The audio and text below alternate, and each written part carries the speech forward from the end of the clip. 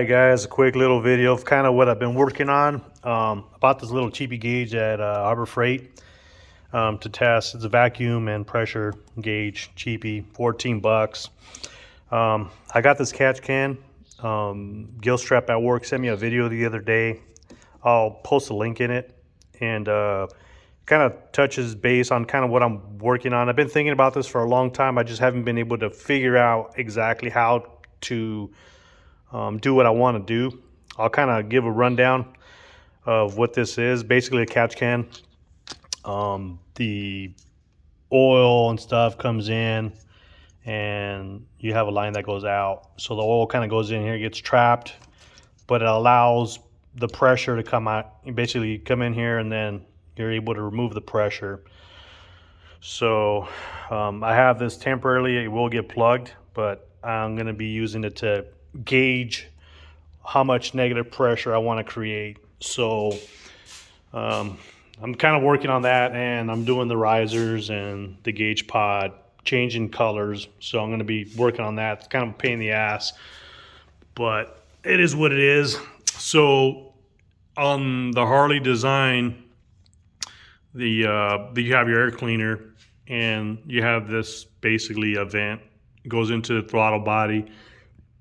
I think there's like zero negative pressure at idle, but once you start revving the engine, it will suck the air out of here and go into the throttle body. But at the same time, it sucks oil and basically hot air. It's an EPA thing. But what a lot of people miss is that they separate the oil, but they don't address the negative crankcase pressure that the engine kind of needs. So what I'm going to do is, back here on the throttle body, there's a fitting that is kind of designed for your charcoal canister for your emissions. California bikes usually have it. Out-of-state bikes don't. They'll have a little cap in here. But I'm running a line that's going to run to the back. This is the only spot that I was able to kind of fit that canister in where it doesn't kind of get in the way. So this is going to be my little gauge to regulate how much negative pressure I'm going to create into the engine.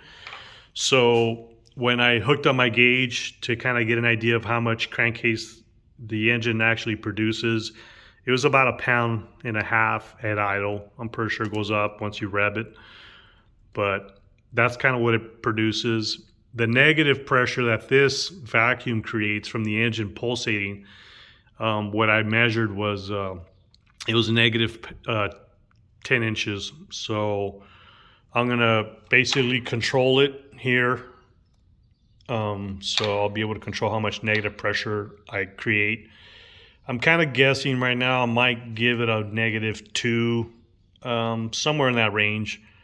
I'm gonna kind of start low and maybe gradually go up if I need to, but we'll start with the -2. I think would be a good starting point.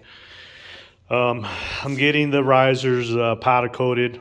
We're gonna try a different color, and that's gonna take a few weeks. I just dropped off the stuff today, so it's gonna be a few weeks before I get that done. And that's kind of what I've been working on. Hopefully I could get this figured out this weekend as far as what fittings I'm actually going to run. I might run some 90s. I'm not sure. So that's kind of what I'm working on. Let me know what you think. And I'll put a description or link to the video that I've been kind of watching that gave me the idea on how to do this. I've been thinking about this for quite some time. I just couldn't figure out, how do I separate the oil and the crankcase pressure, and also at the same time create a negative pressure, all in one kind of thing. So this is, I think, the way to go, unless you just, go cheap and just keep the damn air cleaner and let the oil do what it's going to do. So, all right, guys, that's kind of where I'm at. All right, see you guys later.